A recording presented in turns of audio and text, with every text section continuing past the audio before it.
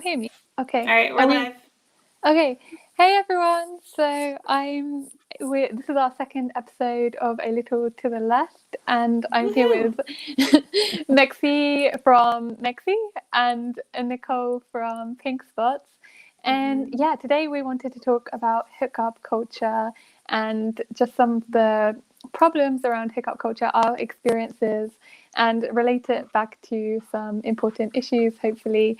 And I wanted to start off with some disclaimers. We're definitely not trying to make out that all hookup culture is bad or make any kind of statement about that people shouldn't engage with it. We're actually wanting to bring about a world where we can have genuine sexual liberation and not this co-opted form of sexual liberation. And I also wanted to say that mostly, I guess, from our experiences, we're coming from a very heteronormative Western perspective, and that's what most of our experiences have been about at the moment. And I think just a content warning as well, we might touch lightly on some assault or sexual violence, but I don't think we'll be going into much detail. And yeah, so I think that's where we're at the moment. I think it would be good to, first of all, talk about our personal experiences. So where I'm coming from at the moment is I've definitely had quite a bit of experience with hookup culture, lots of dating apps. This summer, I was definitely very, very much on the dating apps and trying to meet lots of different people. And I think that ever since I was super young, ever since I was like 18 years old, there was always such a pressure to constantly be dating, constantly be having loads of casual sex. I think, especially when you're at university, it's kind of packaged as part of the university experience that all you ever do as soon as you go to university is you're supposed to have a lot of sex. And if you don't have a lot of sex, then you're not really fully embracing the university experience. And there's all this pressure as well that it's like, oh, by the time that you're in your late 20s, then your life is going to be boring, and there's like your life is basically over, and the only way in which you can ensure you've got to get it out, all of it out of your system immediately. And basically that kind of put so much pressure on me that from a young age I was like, oh my god, I need to have sex with at least like 20 people before I'm 25 so that I make sure I get it all out of my system. Otherwise I'll want to cheat on my partner later in life, or I'll have missed out, and like all of this stuff. And it ended up meaning that I had all these experiences that I didn't even want to be having, especially my first ever sexual experience. I was 18 and I was like, holy shit, I need to have sex because I don't want to be a loser who doesn't have sex. And then I ended up getting into this super toxic relationship and having like very violent experiences because I didn't trust my gut instinct that immediately told me this was not a good idea with this person, because I just wanted to like follow the culture and follow the social pressure. And yeah, and I think for the most part, all of my hookup culture experiences have left me feeling very empty, have definitely not been sexually gratifying, have involved a lot of performance on my part, and there's been a lot of sexual coercion, a lot of trauma, and ultimately like just like not a good experience at all. I had my first ever orgasm at 24 with a man, and I was like, holy shit, this is what it's supposed to be. All this time I've been pretending to have good sex and I haven't had good sex at all. And I was like, wow, I don't know, I can actually have an orgasm with a man. That's crazy. So yeah, and then anyway, I'm rambling. I'll get into like more of that stuff later. But yeah, that's kind of where my experience is at. And at this moment in time, I'm like, no more. I can't take it anymore. So I really want to have like a year break. But yeah, anyway, did you want to talk about any of your experiences to like get us started, or I don't know, kind of pull off of anything that I've said? Yeah, Mexie, you want to go? Oh, sure. I was just offering to you. Yeah, so I guess in terms of like the trauma and the dissatisfaction and the weird pressure and things like that, I guess my experience was fairly similar, although I feel like I didn't really have that same pressure. I mean, I feel like being socialized as women, you're also kind of told that once you hit 30, you're not going to be desirable anymore. So it's like you should be dating and whatever.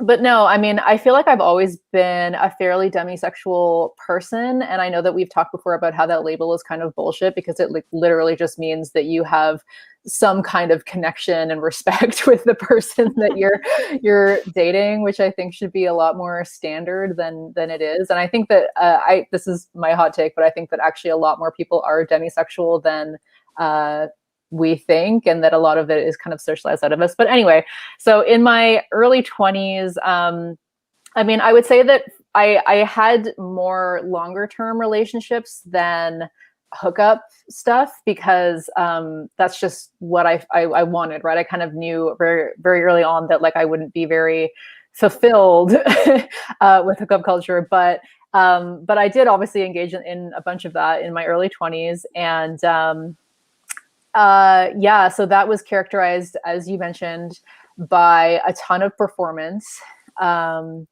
and, you know, faking a lot of orgasms, faking a lot of pleasure for the man's benefit, but also depending on the situation I was in, you know, maybe I just felt like it was safer to just do that, to like get it over with and so I could get out of there and whatever. But back then, I mean, I'm a little bit older, so back then dating apps weren't really a thing. That wasn't how people were connecting. So yeah, but even then, like those experiences were characterized by a lot of performance. And then I was in another long-term relationship. And when that broke up, I decided, like I was like in my early 30s, and I was like, okay, I guess I better get back out there. I better start, you know, getting on these dating apps. So I did that. And I realized very quickly that these were not for me. I mean, even like the nice experiences that I had, I just felt like it was really awkward because it's kind of forcing this situation between two strangers that it's like, well, maybe if we met in another context, we would be great friends, or we wouldn't be friends at all, right? But in this context, we have to, it's just putting a lot of pressure for it to be a romantic connection or nothing kind of thing.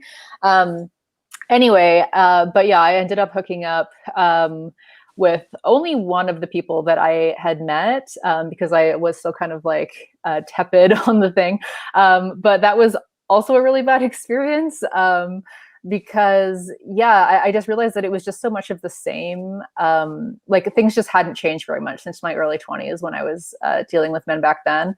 And the person was like, first of all, I was like, okay, I can tell that you watch a lot of porn and like you have this kind of like script in your mind that you think that sex should be, and like the different steps that you should, like, okay, step one, we're doing this, step two, we're doing this, now I'm flipping you into this position, you know.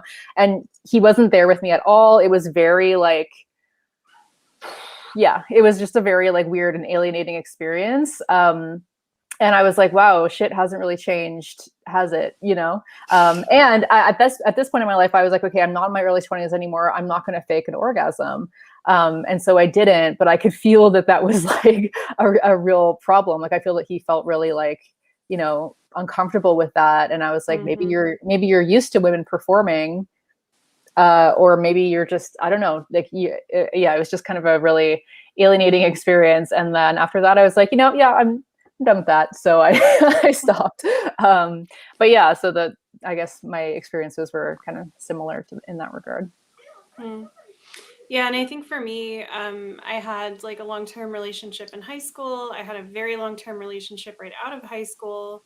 And at that time, I had really bought into purity culture and feeling like keeping my number low was really important. My relationship after high school was the first person I had like P&V sex with.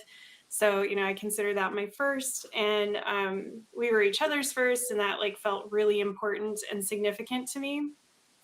More on that in a different episode.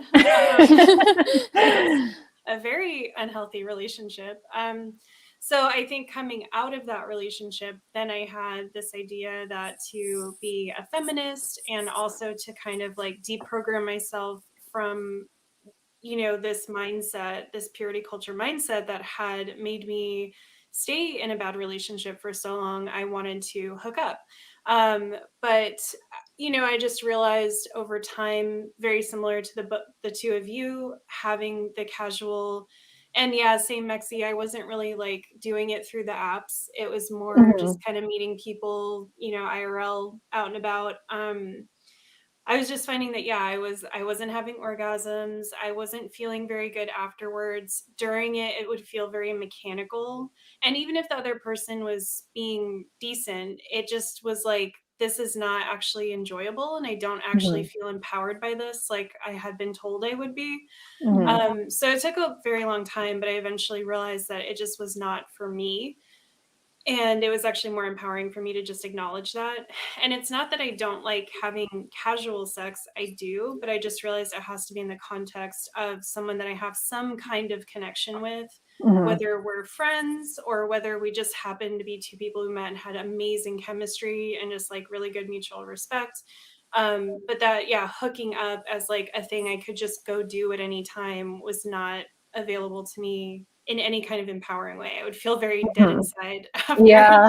And I was like, I don't think empowerment's supposed to make you feel dead inside. And yeah, and now, you know, realizing and coming out as queer later in life, this has also been challenging because a lot of like gay spaces are highly sexualized, and hooking up without like even knowing each other's name or hooking up like upon meeting is pretty common. And it's been hard for me to find spaces where I can kind of like get to know people and make friends and like connect with my community.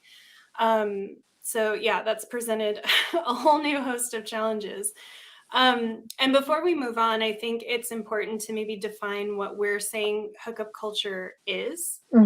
I know for me, when I think of hookup culture, and I think Tiffany Ferg had this in her video about it, I think that, you know, I think we can all define what hooking up as, like, what defines hooking up can all be different.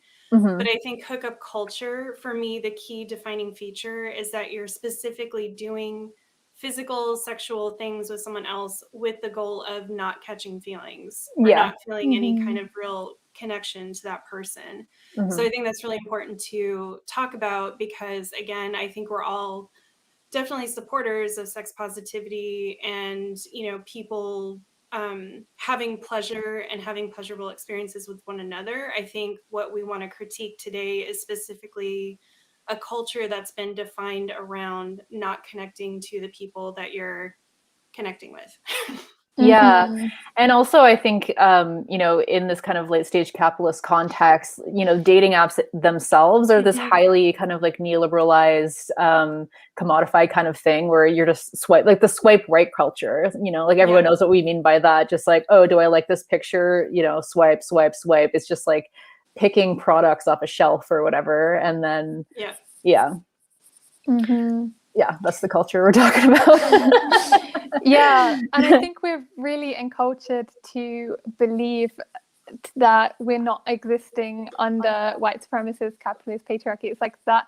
I would really love to have casual sex, and I think that it would really work so well for what I am looking for. But I realize that like I'm going out there trying to look for casual sex and have casual sex, almost denying the reality of the patriarchy that we're existing under, and capitalism and neoliberalism and all these other systems of oppression. And I think that's directly a result of the kind of choice feminism and self-empowerment that I've really bought into. I was really in this mode of like confidence feminism as well. Like if I just go out there and I act independent and self-confident and sexual and empowered, then I'm going to have great experiences. But I think, as many people have already pointed out, choice feminism is just kind of problematic in a lot of ways, because it's kind of assuming that we have the agency to be able to choose, go out there and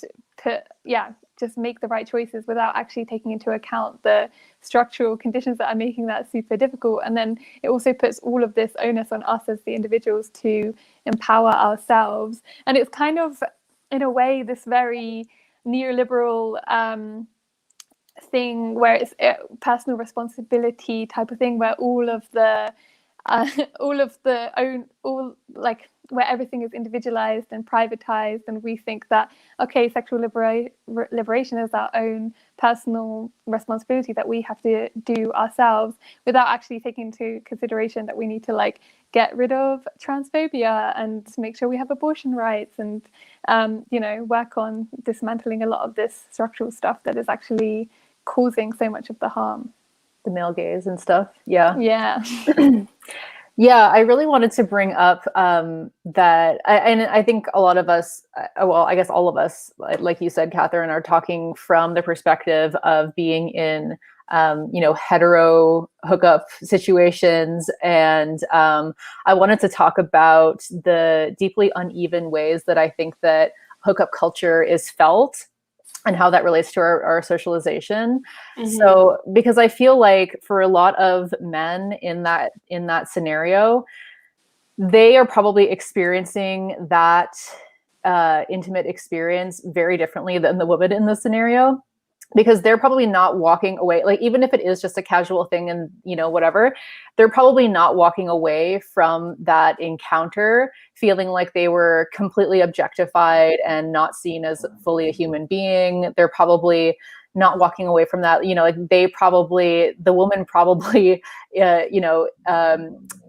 performed pleasure for them even if they weren't having it, but like the man is not very often walking away from that scenario having not orgasmed and having felt like the other person was just using their body as a masturbation tool and not caring about their pleasure and not even like seeing them, like just seeing them as a sex object. Like they're probably walking away from that being like, oh, that was pretty fun and nice, like that went well. I was treated fine. I got what I wanted. I feel great now.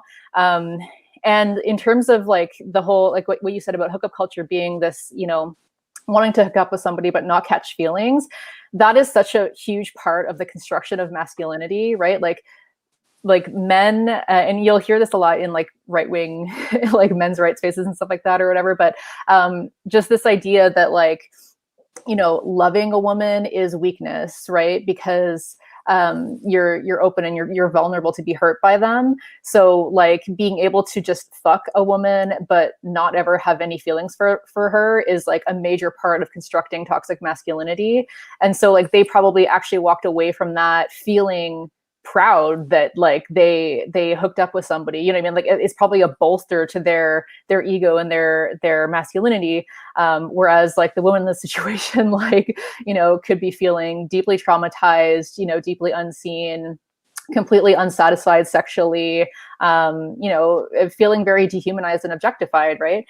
And I think that because even in our society, it's often framed as that like men are the ones who typically want to have that hookup. Like they're the ones that like want to keep things casual and whatever, and women want more. And I'm like, well, I mean, part of that is probably these horrible sexual dynamics that we're socialized into, and the fact that like we're experiencing these encounters very, very differently. So like, yeah, for me, even if I was hooking up casually with a person and, they were very respectful and whatever, I'm probably still not going to orgasm on the first night because like, we need time to learn each other's bodies. They need time to learn what I like. Like we need to build some trust and like some, to have the space to have that like really intimate moment together. So yeah, I probably, if I'm wanting to get my needs met, I probably do want something that's a little bit, at least a little bit more long-term, or at least a little bit like maybe we see each other a few times. Otherwise I'm not getting much out of it. Right. So I just think there's this really gendered way that like these things are experienced that isn't really talked about. And then, yeah, women are just encouraged to like do this because that's what liberation is, when I think a lot of people are experiencing these encounters that are very dehumanizing. And I think that we don't talk enough about like kind of the psychological impact that can happen when you have a lot of these encounters. Because I think like there's already enough psychological impact and trauma of just growing up being socialized as a woman under the male gaze, right? Like under the patriarchy. And that can manifest in a lot of ways. For me, it manifested in having a very crippling eating disorder for a very long time, which led to my chronic illness, having really a lot of like codependency and codependent traits and relationships, having a very anxious attachment style. Obviously that also, that, you know, that relates to trauma that you experienced as a child. But I also think that in so many ways, like our society socializes women to be more of like the anxious attachment style, you know? So you already have all of this, this trauma and just dealing with feeling like you're objectified and dehumanized already. And then like kind of having that manifest in your body. And then whenever you have these kinds of really objectifying and dehumanizing intimate sexual experiences with people, because that's like having sex with somebody, we also treat it as if it's just like, oh, that's just nothing. But that's actually the most intimate and the most vulnerable thing you can do with another person, is to like be with each other and like orgasm together. Like that's such an intimate space to share. And so when you have these experiences like that, where you just feel like you're literally being used as like an inanimate doll, and like your body is being used and you're not you're not there, right? Like that eats away at you, because it confirms and just like reinforces all of the trauma that you have from the rest of society that you've been living with your whole life. Like it reaffirms all the stuff, like, you know, your unworthiness, the fact that like you are just a body, you are just ornamental, you are for someone else's pleasure, and you're like a non-person, you know? And so, and it's like when you're in it, you don't even necessarily realize it. Like you can kind of like brush it off. Just like when you're like in the height of an eating disorder, you don't even necessarily understand like the toll of, or like what's going on, right? You kind of normalize it, or you kind of rationalize it to yourself. But then like, trust me, I'm old, you know, like one day you wake up and you're like, holy shit, you know, it just kind of like, you realize like how much of you has just been like eroded away by these horrible experiences that, again, just like reaffirm all the trauma of living under the male gaze in general, you know? So. And I think it's pretty common in like girl boss feminism to try to reverse that and be the one who doesn't care. You know, I've had so many friends who are like, whatever, I fuck these men and I don't give a shit about them, and I don't, you know, and it's like, but again, that's not, I think anytime we talk about non-procreative sex, we have to keep in mind that like the state wants us procreating, and the state also wants to control, you know, bodies that can procreate. So if we have, say, a trend, a social trend of having non-procreative sex, then we need to always be examining, okay, well, how is capitalism and how is this patriarchy infiltrating this culture to make sure that this practice isn't actually queer, and isn't actually, and queer meaning like counter to the cishet patriarchy, and isn't actually benefiting the citizens that are participating in it. And I think, you know, bringing up the apps that literally facilitate this almost shopping mentality when you go into these spaces is, you know, a good example of that. And I think, yeah, through the proliferation of mainstream porn that gives basically like an instruction manual to people of how to have this kind of sex in a very dehumanizing, very detached way that centers, I don't even want to call it male pleasure, because I don't think that it's actually truly pleasurable, but, you know, that centers the man's orgasm as kind of the definition of the event, is, you know, just very successful at changing something that could be actually very revolutionary and an act of resistance, like, you know, we saw with the free love movement in the 60s, into something that, yeah, has been commodified and basically serves to reinforce the cishet patriarchy in a very interpersonal sort of way. Yeah, it's as if instead of dismantling the patriarchy, women are encouraged to assimilate to being the way that men are, and just like being rational, unemotional, not caring, and all of these things, which is ultimately just like perpetuating the same things that we're supposed to be dismantling. And I think as well, to your point, Mexie, that's a realization that I've also had very recently about how much these sexual encounters have just activated my attachment styles.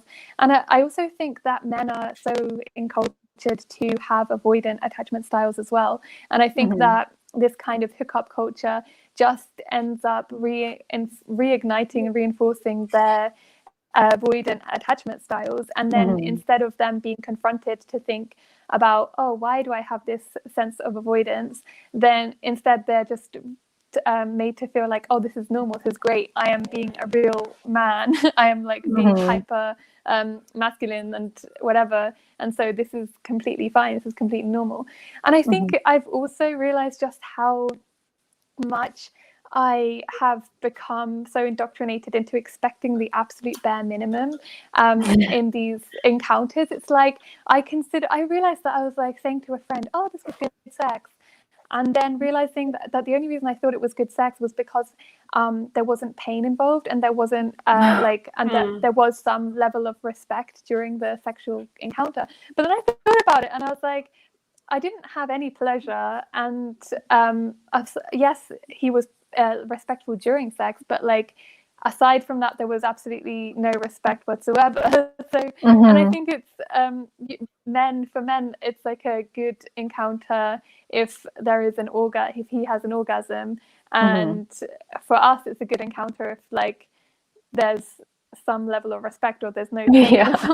It's like the bare minimum is always expected, and it's just, and I remember talking to other friends and we were all agreeing that every time we had these encounters, we would actually feel so empty afterwards. We would feel really bad afterwards. And I think for me, it was always this sense that there was such an unequal exchange happening. And I couldn't quite pinpoint my mind on it. I think part of it was the unequal orgasm exchange and like pleasure exchange. But I also feel like there is so much within the encounter where I felt like I was losing so much, and that so much of it is hard to understand. And I think it's partially because we still live in like a slut shaming culture, and it always felt like they sort of felt like the men that I was with had felt that they gained something, they'd conquered me or whatever, and I had somehow lost something because that's how our culture makes us feel. But I also think it's because there's like so much within it, like, am I going to get pregnant? Having to do all this maintenance work to shave my entire body and have a plaster in my ass crack and like because I cut myself and all of this stuff, and have thrush and have UTIs most of the time, and all this and then the fear of the sexual violence, and then because even if there was no violence or coercion involved, I would still have this like heightened anxiety even afterwards, because there was always that sense of fear involved in the situation. So I was always just coming away feeling like I've lost so much in this situation, or I haven't, even if it was a completely fine situation. And so, yeah, I just don't think in the end it was ever really worth it for me. Yeah, and I had a lot of friends who would also like they said that they were really into it. They're like, oh yeah, I love going to the dating apps. So I love like, sleeping around with all these guys and whatever. But they were having such a horrible time. So I was like, I don't know, like, what are you actually getting out of it though? Like you're not orgasming. These men are treating you like shit. You're always upset. They're ghosting you. They are disrespecting you. They're crossing your boundaries. Like what is it that's pleasurable, And I think that honestly, for a lot of people, and this is like also the dating app thing. It's like for a lot of people, like you'll go on thinking, okay, I'm on this dating app because I want to find someone to date. But so many people use it as like, no, I'm just want to find someone to fuck, right? So I had friends who were like, oh yeah, like I love this, but then they would always be brokenhearted because the guys that would fuck them would either ghost them or not want to continue dating them, and then they would be like, what's wrong with me? Why does no one want to be with me? Whatever. And I'm like, that's just not what's going on here, like, especially like in their minds. Right. And it's just such a cliche of like, you'll meet a man or whatever. And it's like, you'll go on a couple dates, you'll sleep together. And then after you've slept together like once or twice, it's like, oh, I just don't know what I'm looking for. I don't know. I'm so confused. I think I just want something casual. I just don't, Oh my and God. It's just like, it's such a fucking cliche. Period. Yeah, it's just such a fucking cliche. And it's like, and their you're just profiles not being honest. looking for anything. Yeah, looking for everything, looking for hookups, looking for relationships. Yeah, I know. I'm like, I see you so hard. And it's like, if you had just been honest. Yeah. That's the thing. I'm like, if you're just honest and you're like, I'm here because I want to have sex, then like you're being honest. Like if you're going into things and like treating a woman a certain way in order to fuck her, and then being like, okay, and I don't know what I want anymore, you know, bye. You know, it's so typical, right? So yeah, anyway, I just agree that I think, you know, under the patriarchy, it's really difficult to engage in these things in ways that feel empowering for women, I think, right? Because it is really traumatizing if you feel like you have just been used as an object, right? Like that is really harmful to your psyche and to your well-being. Sorry, the typing is kind of like messing me up. Yeah, Kathrin, are you typing, or is there something happening with Is somebody? Oh no, I'm not. But my no, but Okay. Yeah, it is you. Whatever's going on. Nick, I thought you were typing, and then I was kind of like, I'm losing my train of thought. Okay. Yeah, it's making a weird sound. Weird. Yeah, it's making. Okay, I'm just gonna mute. All right. Anyway, yeah, I guess that was basically what I was saying. That a lot of times, yeah, a lot of times it's like this isn't even a dating thing, and then people will get hurt because they'll think like, oh, what's wrong with me? Why do people not want to date me? And I'm like, because they're not here to date. Like they're here to shop and they're here to move around, you know. So yeah, and I think a lot of people are like, now I'm having an echo. What is going on? All right, I'll try to talk through it. I think a lot of people, I think part of the problem too is that there has been such a successful kind of disconnecting us from intimacy and interpersonal connection. I know for a lot of people who do participate in hookup culture, I think of any gender and orientation, a lot of times it's sort of like you're sublimating a lot of your needs into that act. And then I think you probably don't feel very satisfied by it, but you have been taught that, like you were saying, you know, that there's, I think on either side of things, there's a lot of pride to be taken in the fact that you can hook up in this way and not catch feelings and, you know, be out and about. And I also know I have a lot of friends who, you know, maybe they're kind of almost self-medicating with this behavior, and it can be tied into going out and drinking a lot or whatever else you might be doing to just sort of distract yourself from whatever you might have going on. I think for a lot of men in particular, you know, they're taught that they're not supposed to have feelings and they're not supposed to have needs. And I think for them, it's a way to try to, I think that's why we get a lot of guys who do act like they'll take it from like 1 to 100, right? It's like supposed to be a hookup, but then they start acting like your boyfriend. But then if you start reciprocating, they're like, whoa, like stage 5 clinger. And then they're like, I told you this wasn't serious. And you're like, but you just asked me to go to your aunt's funeral. Like, I'm very confused. Like, I don't, if we're just hooking up, then like, why am I meeting your family right now? You know? But I think a lot of this does tie into the fact that like capitalism has quite effectively kind of ruined our sense of community and our sense of what, I think that's why to me it's so toxic to have a whole culture built around not catching feelings, because it's like, there's nothing wrong with feelings. Like feelings are great, and you're going to have feelings no matter what. Like they're a part of life. It's like having sensation. Like you can't not have some kind of feeling in some way. And if you're engaging with someone else in this act, like you should have some sort of positive and respectful feelings towards them. But I think, you know, for a lot of people, like I've heard from a lot of men that it is like the only time that they're touched, you know, it's the only time, and it has to be a pretty empty satisfaction, I would imagine, but it's the only time. I get to go back. I think that's why some of them act like your boyfriend, because it's the only time that they get to safely engage in admitting to themselves that they want someone to talk to. Like, I can't tell you how many guys I've met around on dating apps or like just out in life, and they want my number, and then we start talking and they're like, how are you? How's your day? And they just start talking to me about like just like regular kind of stuff that you would talk to a partner about. But then it's always under this guise of like, but I don't want anything serious and I don't want to connect in this way. And it's like, but obviously you do though, you know, and that's okay. And like, it's just very sad to me that this is all structured around essentially people getting their needs met in a very non-consensual way, and in a way that must, at the end of the day, not be satisfying for anybody. Yeah, that was really well said. And yeah, sorry, I didn't know if you could hear me before you put your things in. Yeah, that was all really, really well said. Yeah, it's, I always wonder, because people be like, oh, because we're so alienated under late stage capitalism, right? And like, we're all so lonely. And so it's like, well, this is a way, like, this is kind of the only time that I get to, you know, not be quote unquote lonely. But it's like, but is it? I mean, I find those experiences very lonely, because again, if I'm not being seen, I feel even more lonely than I would if I was just by myself, you know?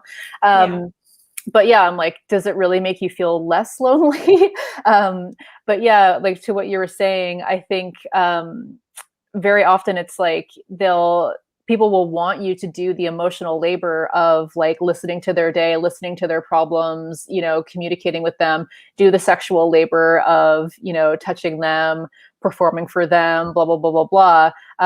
But then not, like, I guess not having any commitments, which is fine if you don't want any commitments. The issue I have is when people, like when you're actually just treating people like objects, right? Like when you're actually just treating them, you know, like so often when in this like hookup culture, like there's no kind of aftercare at all, right? There's no like after the experience, like checking in with the other person. Hey, how was that for you? How did you feel? You know, whatever. How did you experience that? What could we do in the future? Or even if you don't plan on seeing them again, just to like check in and see how they're doing, whatever. There's nothing like that, right? Because it's like, and I think that's what feels so dehumanizing so many times, because it's just like, you know, even if I'm just looking for something casual, I at least want to feel like I'm seen and respected and that like I'm cared about as a person, you know? It's like, if you think that like my body is worth fucking, but I'm not worth even considering like a casual friend, you know, like you just, I'm like nobody that you would even want to talk to or like check in on to see if I'm doing okay. Like that's a really violent thing to do, you know? And I just don't understand how, like, obviously like casual hookups and stuff can be, I'm not saying that's unhealthy, but like that kind of culture, I don't see how that could ever be healthy. That's a really violent way to treat other people, you know? And it's like, this could be, like you said, like it could be so much better. Like these could be really revolutionary, you know, platforms, but like they just end up being like neoliberal, patriarchal kind of bullshit that just like allow these really vastly unequal and gendered sexual dynamics to play out. And I think it's part of maintaining the patriarchy, actually, right? Because like that, like I said, like it's such a big part of toxic masculinity and patriarchy is viewing women as fuckable, but like not lovable. And then for so many women, we develop these complexes where we think we are unlovable. And so what do we have to do to prove that we're lovable? And it kills you, you know? It's just, I don't think it's healthy, you know, like that kind of shit, you know? Yeah, and I think it's really telling that I tried to go on these dating apps and also check the box of I'm interested in women, and I just realized that like I had no way of being able to interact with women on these apps, because I think I'd gotten so used to the very patriarchal mode of how these things operate on these dating apps. They message you, do you want to fuck? And then like, or do you want to meet up? And then you meet up, and then you might have sex. And I just didn't know how to like even talk to, or how to interact with, how to have an interaction with a non-man on these platforms, because of how like inherently patriarchal they are. And to your point about the intimacy and the feelings and all of that, I do think that most of us, or not most of us, but yeah, a lot of us are looking for more intimacy. We are looking for, at least I definitely was. I'm realizing looking back that I actually really wanted just emotional intimacy, like friendship, all of that. But we're taught that kind of to denigrate friendships and instead like sexual encounters are seen as so like much higher up on the hierarchy, or like romantic relationships as well. And I think a lot of the time we think that the way in which to earn a relationship is through doing these like sexual acts. And I think that for me a really big problem was also that I'd kind of I think with dating apps, we're taught to like go straight to the sex, but we haven't been taught about the boundaries, or we haven't been taught about to really like love or care about ourselves, and to treat ourselves with kindness and compassion, and like know what we truly want. And so I kept falling into these traps of being like, oh, okay, I've got to please this man and do this sexual act or that sexual act for them to try and like keep them, because I think there's also that feeling of like, oh, I'm in competition with all these other people that they're probably dating or that they're probably talking to, so I've got to make myself more marketable, make myself like a more desirable product on the shelf by being open to doing X, Y, and Z thing that these other women are probably not willing to do for you to make myself like more desirable. And I think it's so weird when you realize you're like in competition with all the, or like potentially in competition. But also, yeah, back to the point about like pleasing and appeasing, I think that women are so socialized to like neglect their boundaries and to do everything to kind of like please and appease. And so we often end up being sexually coerced into things that we actually didn't want to do. And the same with things like the amount of times I would be with a man and they'd be like, oh, I don't want to use a condom. Let's not use a condom. It feels so much worse for me. And then you end up feeling like, even though I would really want to use a condom, it's like, oh, but it feels worse for them. They don't like it, whatever. And then you'd kind of feel that sexual coercion or that sexual pressure, even though I'd been like, no, I definitely want to. But eventually they weigh you down, and then you're like, okay. And then it's like, and obviously it was really bad for me, or for both of us, to not have that.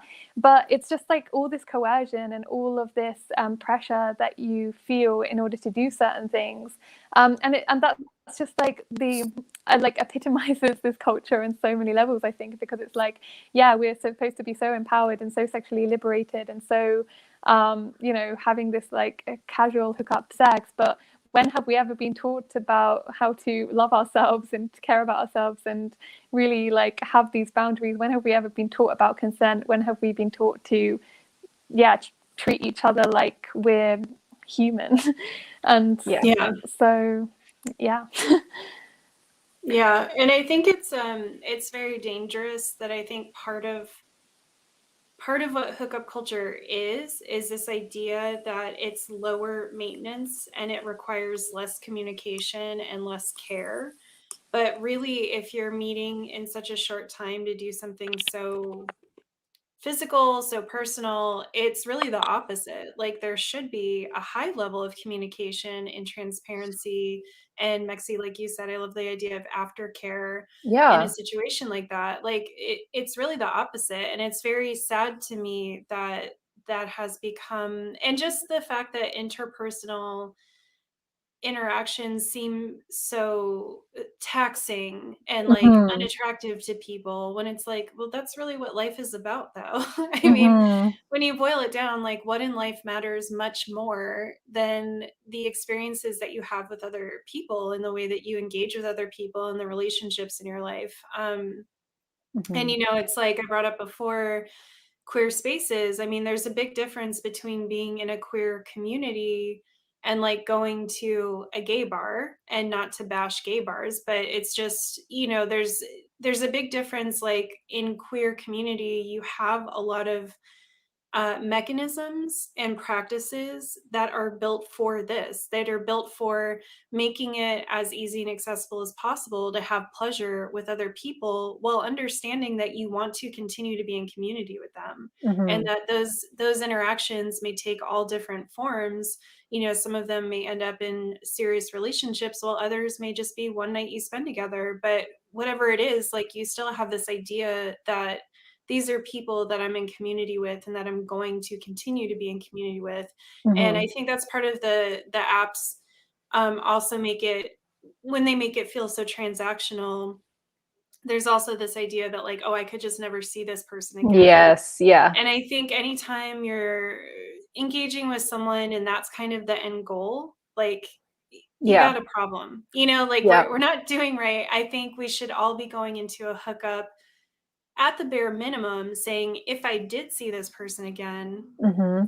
you know, like how have I left them, and how is this interaction for both of us? And like, this is someone that I want, when we part ways, I want it to be fine and comfortable if we did see each other again. Exactly. Or I want to at least be aware that this human's going to continue to go on and have a human existence out in the world, whether I see them or not.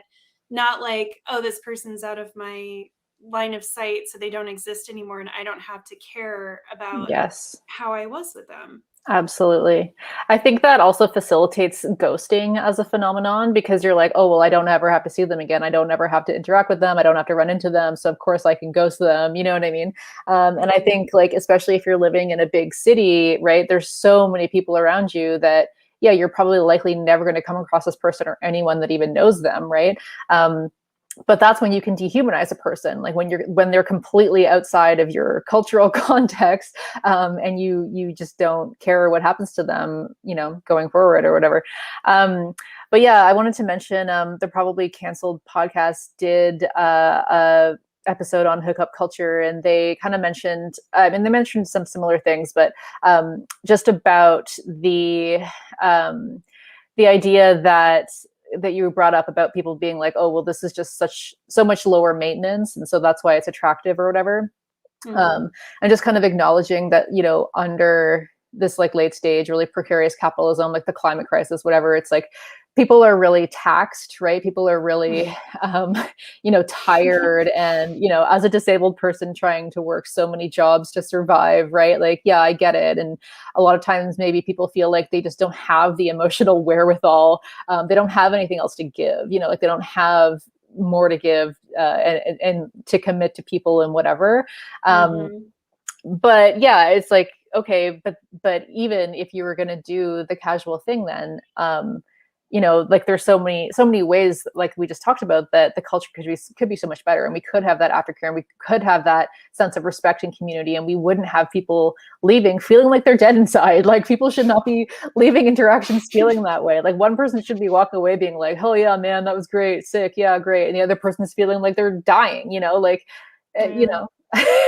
Yes, absolutely. And I think, you know, we can look to, and I want to be clear too, I think every community is being infiltrated by a lot of these kinds of issues. But at least like how certain communities are traditionally structured can be very instructive. And I think, you know, again, the queer community, there's a lot of socialization around like, let's seek pleasure with each other and also support each other. And I think also like we can look at like the kink community, because that's another one where it is totally okay to meet up to fulfill a certain need that you have, and not necessarily need to, you know, be in a full-blown relationship with that person. But again, I just think these communities are very instructive in that, as they are supposed to function, I'm not into like BDSM or anything, but from what I hear, it's been infiltrated by a lot of men who think they're Christian Grey. So I don't want to glamorize like, you know, how it might actually be functioning for a lot of people. But, you know, there's a lot of structure built around this. Should be very transparent. You should communicate your needs very clearly. The other person should consent. The other person should have their needs communicated and met very clearly. And then you can come together to have a really pleasurable experience and not necessarily need to, you know, again, be in like a committed relationship with one another, and yet still share a very deep level of intimacy and a very special, very fulfilling, satisfying moment together. And even if that kink is around something that might be a bit more violent, or maybe your kink is literally to feel used, you can still do that in a way where there's aftercare, there's communication, there's very, you know, clear consent. and both people can afterwards step back with each other and say, okay, how do we feel about how that went? And have that care for one another, and also be supported by their larger community in that. So I'll just say, like, I can totally understand that. Yeah, there's probably a lot of people right now who are like, I am fucking tapped, like I don't have it to give. But then just say that, and just say what your needs are and get them met. Like, I could see that there's probably a lot of people who want to be cuddled, and you could meet up and say, look, I don't want to date you. I don't have, the emotional wherewithal right now to be in a relationship, but like, I just really want to be held. Like, do you want that too? Would that be satisfying? Can we do that together? But I hate how certain activities like cuddling are equated to, oh, that's like catching feelings, or that's like she's gonna think you're her boyfriend or whatever. And it's like, no, it's just another, like, if you need to fuck, like, you may need a hug. There's really no difference, and like, odds are you probably need the hug more. Yes. Like, let's be real. Yeah, a lot of people, I don't know if people are generally aware of like how little we're touched now in general. I feel like touching has just become, and I think like, especially ever since we've been in lockdown, I think that's probably a lot worse for people. And so yeah, there can be something really amazing about just maybe having sex, but like cuddling, and there's no reason we can't just be honest about, like, this is what I want. But like I said, I think a lot of gaslighting goes into this whole culture too, where you kind of pick up that people want things other than what they're saying, or they may behave in ways that are counter to what they've said, but then you're called crazy, right? Or you're like called like you're reading too much into it. And it's like, no, it's just, guys, every guy I've dated loves being the little spoon. Like, guys love being cuddled. They love being like held. And it's such a, I just also hate how certain activities like that are gendered. Like, oh, it's a very, like, a woman's gonna try to make you cuddle, and that's so clingy and annoying. And it's like, we all love cuddles. Who doesn't love to be cuddled? So I just want to say, like, just to, again, to highlight, it's not the seeking of pleasure, and it's not the structure of not wanting it to be like a full-time relationship that's the problem. The problem is that people aren't being clear, and I think in a lot of cases aren't actually going after what they really want. I don't think for a lot of people, just having a mechanical orgasm with someone else and then leaving is truly like what you want. And I think a lot of guys, like, I actually think they probably feel worse than we think. But I think they bury that under like bragging with their friends and like thinking that's what they're supposed to do. But I think, I don't know, at least guy friends that I've had, when they're being honest and talking about stuff, like, they also know something's kind of off, and they also know, like, they're probably not being great to people, and they need to kind of like find a way to run away from that so they don't have to process it. So anyway, I just hope that we can all find a way to, be more honest with people about what we want, have clear communication, and just realize that, like, not catching feelings is not ever an okay goal. I don't think that, like, having that as your primary like purposely concern, is just inherently dehumanizing. Like, it's okay to not want a serious relationship, but to try to not have feelings towards a person that you're sharing an intimate experience with is just not okay. And to your point about the mechanical orgasm, I think it's really interesting, because I think we're just inherently perpetuating this mind-body dualism that Caliban and the Witch talked about, where from the transition from feudalism to capitalism, we basically got rid of the idea of our bodies as this magical receptacles that were intimately connected to our minds, and that we were so deeply connected to our sensations and our emotions. And we were taught that everything to do with rationality, reason, was to be put on this pedestal, and everything to do with our bodies, with sensation and emotion, was denigrated, and our bodies were no longer seen as magical. They were seen, they became came to be seen as these machines to fulfill the dictates of capital, basically. And so the more and more that we see our orgasms as like separate from our minds and see ourselves as like just like fulfilling these like mechanical interactions without any of the sensation or the emotion involved in them, the more we're just perpetuating this alienation between our mind and our body, and that's ultimately just reproducing capitalism and to reproducing the same, basically what the capitalists made us do. They made our bodies become machines, and with our machines are becoming more and more, our bodies are becoming more and more mechanized all the time. And so I don't know, I think we should it's an act of resistance in a way to say fuck it to all of that.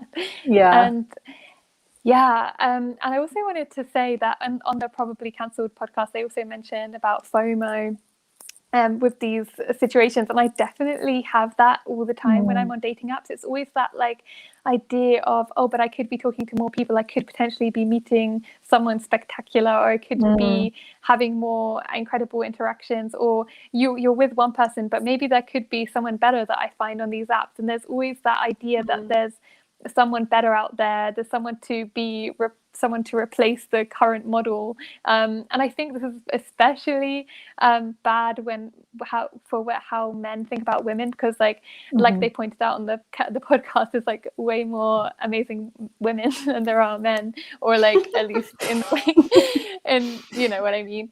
And I think that because men are taught to think about women as like always exchangeable by a newer, shinier, more beautiful, younger model, I think these apps just like inherently perpetuate that. And I definitely had this, it was almost like this capitalist productivity mindset that I had to dating apps. Okay, how can I maximize my time on the toilet by like swiping, and how can I maximize like hours of my evening to slot in different types of dates constantly? And it just becomes this like I don't know, this weird capitalist hellscape. And also I think that these dating apps are just like incel generators, because I think that like the amount of people on these dating apps, like I don't know, I do really think that it's so sad for the fact that so many men will never get any likes.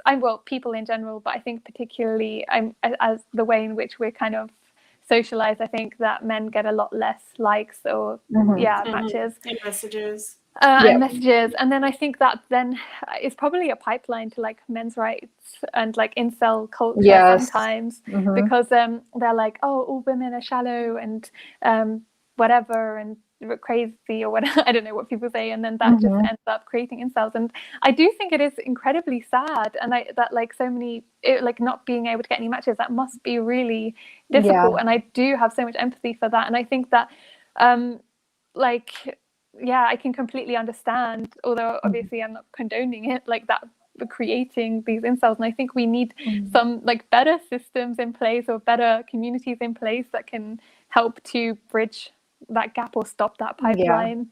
Absolutely. And I think there's a sense that women benefit from this as well. Like I've had so many guy friends be like, well, isn't it like, doesn't it make you feel good that you get messaged all the time, or that like everyone wants to sleep with you? And it's like, no, it just reinforces the sense that we're interchangeable. Like, a lot of the people who want to sleep with me, it's because they would sleep with like anybody, you know what I mean? So it doesn't make me feel good, and this attention doesn't make me feel good. It feels predatory. And I think I just do think it helps to enhance this idea that those types of men have, that like women have all this sexual power, and that we like get off on like this hold we have over men, and that like, you know, we can choose whether to message someone back or not because we're getting so many messages. And it's like, but it's not empowering at all. It's actually really dehumanizing, and it's just really exhausting. Like most of the messages are extremely dehumanizing, and like they haven't read your profile. Or they're just lazy. You know? And you also know that they've messaged like 25 other people. Like it's not like, oh wow, I feel so great, you know. Hey, I just want hey. exactly. Hey, cool. Great. Yeah, I feel really seen right now. Yeah. After I spent like 5 hours putting my profile together just to get Exactly. like, hey, what's Yeah. up? You know? Yeah. Or like hot pics, you know? Yeah. I just wanted to read a couple of these comments we're getting because they're really good and they relate to what we were just talking about. So some curiosity said, since dating is treated almost like a marketplace, they're a 10, she's an 8, etc. Never mind a literal marketplace like Tinder. People these days have a fear of feeling that they are a commodity. And we're cultivating a culture where people think they are disposable or worthless, much like our material commodities. I thought that was Yes. very apt. And then speaking to what you were talking about before, Nicole, Javi said also, we men are generally very scared children. What may seem as an objectification could be in some cases very scared men running away from facing complex situations. It's like that Bjork song says, I'm so bored of cowards that say they want, but they can't handle love. Love Bjork, first of all. Anytime someone quotes her, I'm like, you're amazing. Yeah. And it's so true. You can tell that these people are just like really scared little boys inside most of the time. And it's that's why we put up with so much shit, because we're like, oh, you're just you need help and you know, and it's like, but then they use us up and like ruin our lives, and it's and like you can only have so much compassion when you can tell that like they're a scared little boy, but they're also like using the situation to like get off on their manhood, you know, like to get off on their manliness, you know. It's just like, come on, you know. Well, and that's where so much gaslighting comes into it as well, because it's like we pick up on stuff, exactly, but then we're told we're wrong about what we're picking up on. And I'm like, and we just end up feeling so confused and frustrated, and then we're called crazy because we're picking up on things that are real and are happening and are true, but the other person just can't handle acknowledging that. Oh my god, that's so true. And for on the point of the disposability, I think it just relates to disposability politics in general, where we're constantly taught to think that certain people are disposable, whether it's disabled people or refugees or who, like any marginalized group, basically. And I think that maybe it's a stretch, but I think the more and more we are taught to think of all the people that we interact with or the opposite sex or whatever as disposable, any person that we have like even the most intimate connections with as disposable, like it just makes it easier and easier for us to see other people, other groups of people as disposable. And then we just have this culture where human beings are just disposable at every level, whether it's disposable through sex or disposable through social murder or and I wanted to kind of point that out too, that I think when you participate in this kind of culture, I've noticed that people then also feel more inclined to kind of participate in fetishization of other people and kind of reinforcing maybe like racialization or fetishizing queer culture, whatever it is. Like, I feel that women that I've known who tend to be really into hookup culture might like fetishize men of color, you know, Black men in particular. I think like there's a lot of ways in which, to your point, Kathrin, like this does really just enhance, you know, all of the systemic issues in our culture. It just really encourages us to act those out on each other in this way that then we're supposed to all feel empowered by it, or you know, feel like we're doing a cool thing. And it just feels very, very icky to me. It was really sad to me, like on the dating app. I went out with a couple of Black guys, and before going out with me, they like really fucking grilled me because they were like, listen, like there's so many white women who just like fetishize the idea of like being with a Black guy, and like it's really fucked up. And I'm like, yeah, that is really fucked up, and like I'm really sorry that you're like having those experiences. Because I said before, I guess I should have revised, I said before that like men probably aren't walking away from these situations feeling dehumanized and used for their bodies, but I think that's definitely a situation where a man could feel that way 100%. So yeah, I've kind of gotten to this place now where, well, I mean, I guess I got to it a while ago, but I guess throughout my life, like I learned a lot from a lot of these experiences, and I got to a place where like, for me personally, I was like, yeah, it's just not it's just not worth it. Like I only want to like invite someone into my intimate space that like it's like, are you adding something to my life that I wouldn't have just being alone, right? Because I'm actually very happy alone. So if you're adding something to my life more than like what I get from just being alone, then like sure, join me in whatever capacity, but like otherwise no. And so I actually spent like many years of my life just like alone and like pretty intentionally celibate. I mean, I guess unintentionally celibate, because it's like, well, I would love to meet somebody, but like I'm not just going to be with people who are going to objectify me and like that I'm not actually remotely interested in, or that aren't adding anything to my life. But I know for a lot of people it's like, well, that's hard to do. Like maybe you don't feel super comfortable alone. Like people have all been really lonely during COVID and under late stage capitalism, when you don't have any time really, or maybe you're just older, your friends have maybe moved away, like you don't have as many avenues to meet people and you don't like going out to bars or something like that. It's like, well, I understand why people kind of engage, but I just think yeah, like so many people are being left really like unsatisfied by it because it is so marketized, commodified, and yeah. I think we have a time. I mean, if the studies are to be, go ahead. I'm sorry. I was just gonna say, like, if people do feel okay alone, like I would like encourage people to just chill and like try to. I think it's so much nicer if possible to meet someone in like an organic way, especially if you're getting into like leftist organizing or whatever and meeting people that way. And just to understand that like having a genuine connection is really rare, and so to not expect, and that's the thing that I think dating apps also kind of confuse us with, because you're supposed to have a potential connection with every single person that you swipe with and match with. But I think having like a connection that's meaningful and fulfilling is actually a rare thing, and you should understand that it is a rare thing to have happen, and to not put so much pressure on it, right? And relish the time that you do have alone, and when you do meet people, if it's a friendship, like relish the friendship, right? And if it develops into something more than that, then appreciate that. But yeah, like just this focus on, oh, we lost Kathrin. She's like, I'm not relishing this friendship. I'm gonna leave. But yeah, you know what I mean? I just think that, like this culture has just gotten so, I think, toxic for a lot of people. And I just empower you to divest if you feel that, or to, I guess if you do want to continue participating in it, to have the love for yourself, to actually put up the really strong boundaries and to not compromise on your needs and your wants in order to make someone else feel fine,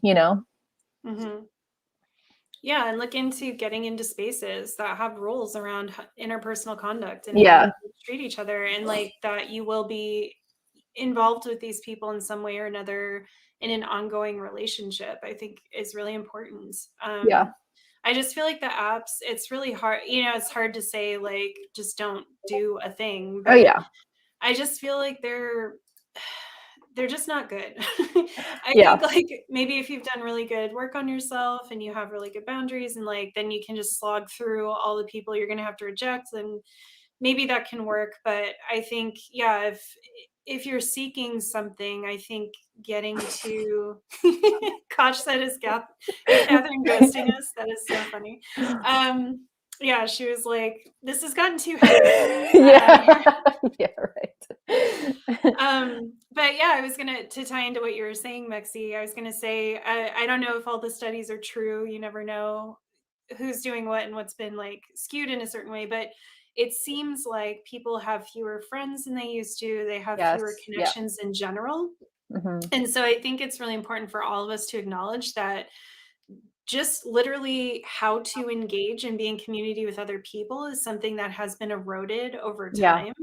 And so that is obviously going to impact all of our relationships, like even our work relationships, our interactions with other people. And I think doing the work to try to be someone who's like, I'm going to reject that and I'm going to figure out how to have these connections in my life.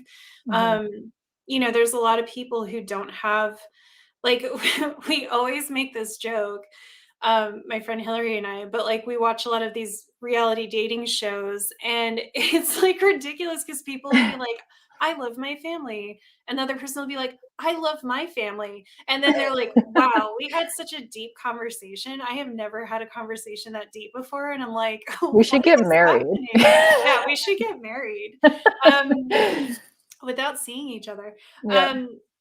And it's like, it's fun to kind of laugh at, but then it's really sad when you think like this is kind of the state of day-to-day existence for a lot of people, is that they're just literally not having anything except very superficial small talk with other people. And so I think tapping into that and also just doing the work to try to get to know yourself and your body better. Like, is it a mechanical orgasm I need right now? Or is it like, maybe I actually want to talk to someone because I'm feeling kind of sad? Or do I need a hug? Or, you know, and then it's like, where can I get that from where I will not be dehumanizing the other person? Like if you need a mechanical orgasm, masturbate, you know? Exactly. Or find people who also enjoy that and then communicate clearly and have community with them and be like, hey, I'm looking to fuck right now. Is that something you would enjoy? You know, and be good to each other in that process. Yeah, this always stuck with me as something that Natalie Contrapoint said, was that like I guess when she was going through hormonal treatment or whatever, and she was feeling I don't know, just you know, reacquainting with her sexuality and whatever, and she made a comment that like for her now, like sex without context is just mechanics and that's boring. And like, you know, and I'm like, yeah, because it's just like, if you do just need a mechanical orgasm, then like, yeah, you could just masturbate. But if you want that with someone else, like, yeah, you need to be extremely clear. Like, I just think we're past the point of it being okay to like take that from somebody in a way that you're not giving anything back, you know? Like we're really past that point, right? And just being honest with yourself. Like, if you want to have an orgasm, but me saying go masturbate, you're like, well, that wouldn't satisfy me. Yeah. Then you need to acknowledge that there's another human in the equation for a reason. And that reason is not just you having an orgasm, because you can do that by yourself. So like, what is that human factor? And how do you achieve that without dehumanizing the other person and without also overriding what their needs might be? And also like maybe do some work to understand like if what you're saying is true, like you're saying I want a mechanical orgasm and we're like, well, just masturbating, you're like, well, that wouldn't be satisfying, then maybe like spend some time actually interrogating that and understand like, is it actually just the mechanical orgasm you need, or like what is the human factor what is thing? like that extra thing that's serving you? What is that extra thing that's serving you? Is that coming from like an authentic and healthy place, or is it coming from some kind of like, you know, wanting to fulfill your masculine fantasies of like conquering women or whatever? But if it's coming from a genuine place that like there is something else there, then like, yeah, understand and honor that. And like, because then if you are just having these interactions, that's probably why, as you said, Nick, that a lot of your guy friends are like, they don't even feel fully satisfied by the interaction, even if they think that that's what they want, you know? So like, yeah, be clear about like what it is that your needs are. And then always make sure that you're doing that, you know, respecting the humanity of the other person and like having a reciprocal exchange. Yes. Yeah. We had some really good comments that thread. I'm trying to find. Go ahead, Kathrin. Yeah, and also equally, sorry if I'm overlapping what has already been said. I was chucked out and now I've come back. Sorry about that. But I think that for me as well, I think it's been really important to be really honest with myself about the fact that so much of what has me like engaging in these things has just been me replicating trauma. It's been using these kind of violent coercive situations with men as a form of self-harm. It's actually just activating my attachment style, my toxic attachment style, which has just been of me avoiding then looking at my real problems in my life, and also just the fact that I have so much work to do to dismantle my own desire to be desired by the male gaze, my own desire to fit into this very heteronormative model, and also my own attraction to the patriarchy, my own attraction to toxic masculinity. So I don't know, I definitely recognize like there's a lot of work that I have to do, and there's a lot of ways in which I've bought into these systems and also benefit from these systems, and that I actively need to dismantle that and work on a lot of my trauma as well. And I also wanted to say that I think a lot of what's been helping me as well is just like redefining sexual liberation for myself as well, away from purely seeing it as this like atomized empowerment type of definition, and towards more like, okay, how can we actually liberate ourselves from these oppressive structures that I mentioned before.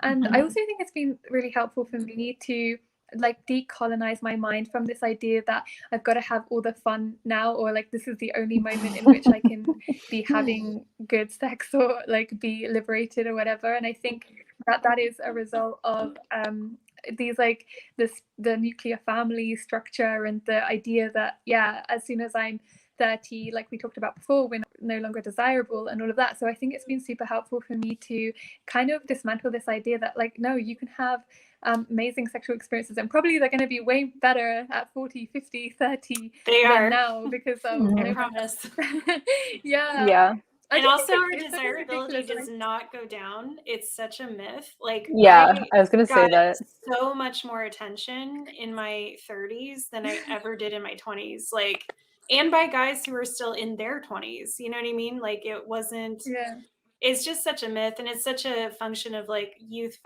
fetishization as well as like the nuclear family model of life, you know, that like we're not gonna even like be viable or have options when we're older.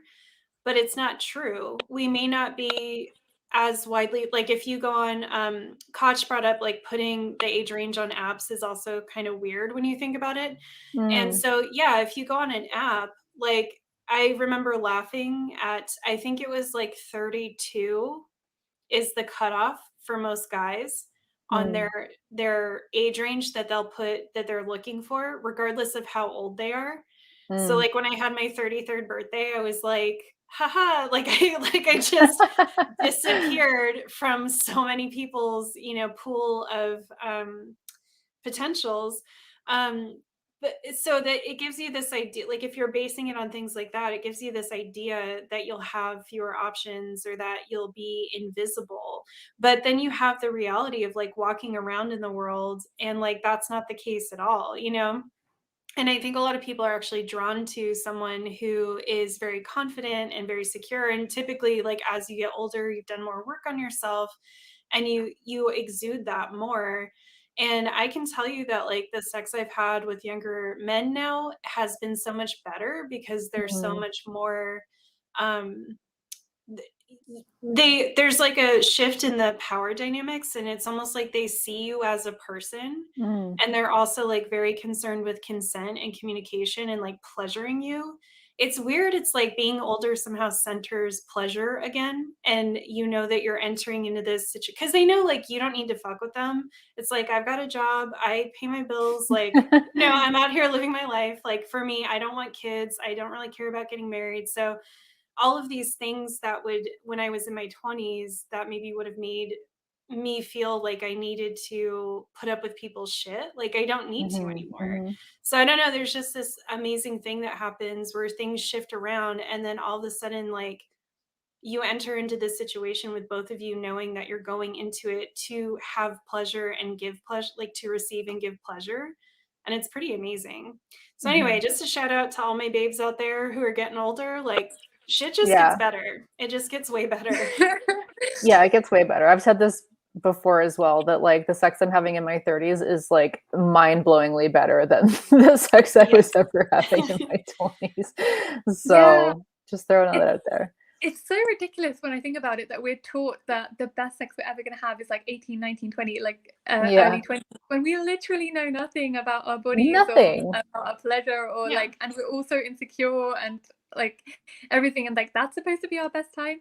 But also, I'm not saying it's like some sort of a conspiracy or anything, but it just seems so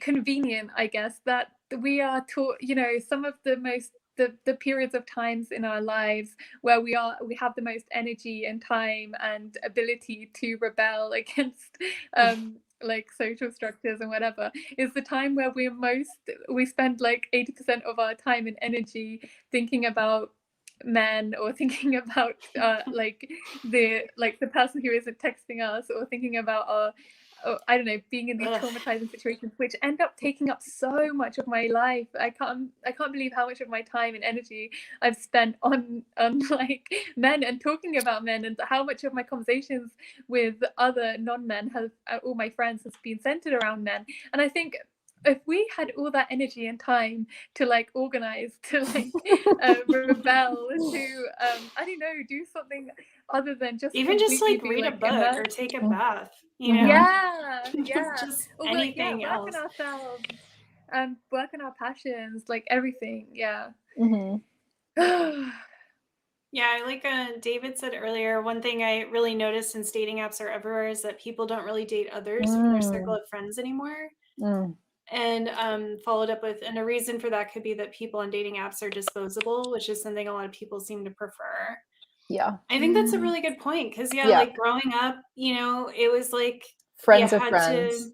It was just friends of friends, and you meet people and then you're in community with them if things don't work out, and so you kind of have to keep that in mind, you know. And I have noticed, even because I have tended to really hook up with people from real life, and I do think it like pervades even that culture now. Like I went to a party with a friend and I met one of his friends and we like hit it off, and I don't know, there's just something about like it is expected now that like even if it's a friend of a friend, you might hook up and then you like don't see each other again. And it's just very weird. But I thought that was really astute, that like, it's this kind of idea that people on apps are disposable, and I just it's not good. I also like Base said my minimum wage job was applying to 50 places, wait 6 weeks to hear anything, and desperately accept the first person to respond. Can't imagine doing the same for dating. That's awesome. That's hilarious. So I'm just like, said a stricter separation of friend romance spaces, I think. And I agree with that. Feels very separated. That's it. I just wanted to point those out before I lost them. That's why, like, and again, like, if people are loving the apps, like, do you? But I found out very quickly that they were not for me. And so I wasn't even on them I was on them like a few months, and I was like, oh my God, like, no. So I went off them, and then I was just single for a year, and I ended up meeting the partner I have now through like organizing through basically just through YouTube. And him organizing. And that was just like way, way better. And I just kind of made a commitment to myself. Like, we're engaged now, but if I were ever for some reason to ever be single again, like, I just don't think I could ever go back on those apps. And I would want to prioritize making friends. And then through friends be like, okay, do I meet anybody? And like, not really looking for it necessarily, but like just being like, I just, you know, someone who sees me as a human, and I'm sure they're going to see me as a human, and like not be fucking traumatizing, you know? Yeah. And I think, you know, if you really want to use the apps, they can work. But then I always tell my friends, like, make yourself as exclusive as possible. Like, make yourself an acquired taste, if you will, on your profile, so that like the people that you get responding to you have a higher chance of, well, I think first because it just helps to dismantle this idea that you have to be as attractive to as many people as possible. It's like, do the opposite. Try to be attractive to only a very particular type of person, that person being someone that you think you'd really want to hang out with and who would get you and that you would have a fun time with. and then, yeah, also it helps to, you know, pare down everything. Like the last dating profile I had, I was like, I'm vegan, I'm an anarchist, like, you know, I'm like, blah, blah, like just had all this stuff in it that, you know, should turn people off and make me seem like abrasive or whatever. But I actually had really good interactions with the people who responded to me because they were like, oh, yeah, that sounds cool. So it Yeah. filtered out all those other people. And even though I didn't end up like dating long term, anyone I went on dates with, I had like all respectful dates, and it had good times with everyone. So I just think Yeah. like, yeah, if you're going to use them as a tool to just meet people, because I know it is really hard to meet people, then just dismantle this idea that to meet people you have to be as like widely appealing as possible. It should be the opposite, and you should come from a place of like, you're filtering people out, trying to look for people that you like and feel comfortable with, versus like you're trying to be seen by as many people as attractive and appealing as possible. Yeah. So that's what I did. And I mean, to be fair, it did, like, I did meet some cool people who we just ended up being friends. Cause I mean, I was also on the dating apps like too soon. I think after my last relationship had broken up, and I was kind of like not in a great place either. Which made the experiences even more kind of just weird because I was kind of fucked up and didn't know what I was doing. But yeah, my profile was like, contact me if you are anti-capitalist, anti-imperialist, like feminist, vegan or veg curious, or like, you know, just whatever, all these things that were whatever. And I was like, do not hit me up if you are an investment banker or just going to say hey, or just like, it was like really like whatever. And I still got so many ridiculous messages. I still got so many people just being like, hey, or like, I had people being like, are you willing to debate me on your issues? And I'm like, no, like, what are you talking about? But I did meet some people who were really cool, and like, it just didn't work out at the time. But then I mean, you're still going to slog through people like the bad experiences I had.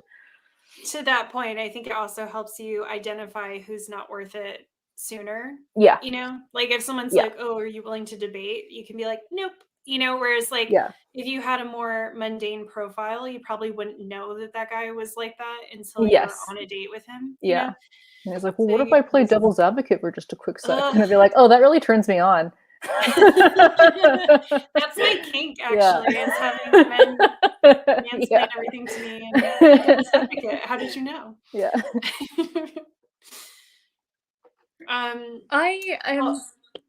Go ahead. Oh, sorry, go ahead. Well, I was just gonna say, I was gonna bring up like another train of thought, so go for it. Okay.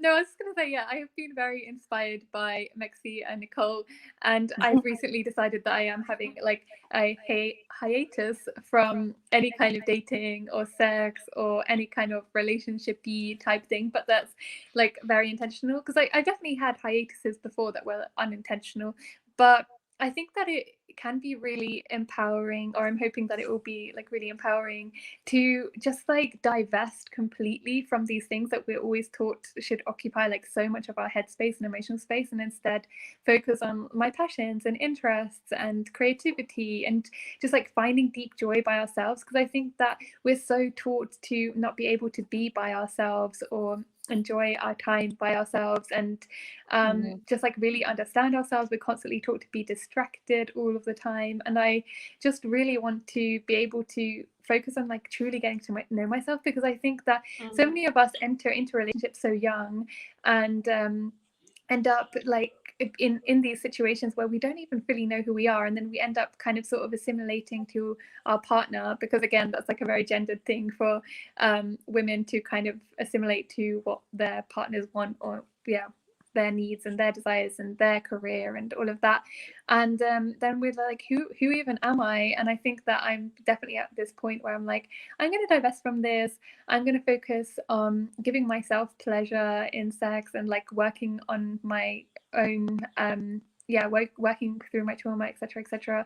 And from that place, as Mexie and Nicole have told me, I think it's like so much more of a healthy space to enter into any kind of sexual interactions, because I'm definitely realizing that if I do want to have casual sex in the future, but I think that requires like so much having worked through a lot of this stuff before I'm actively able to engage in healthy sexual interactions, healthy relationship dynamics, and yeah. Yay! Yeah. Yay! The mama bears did it. Yeah.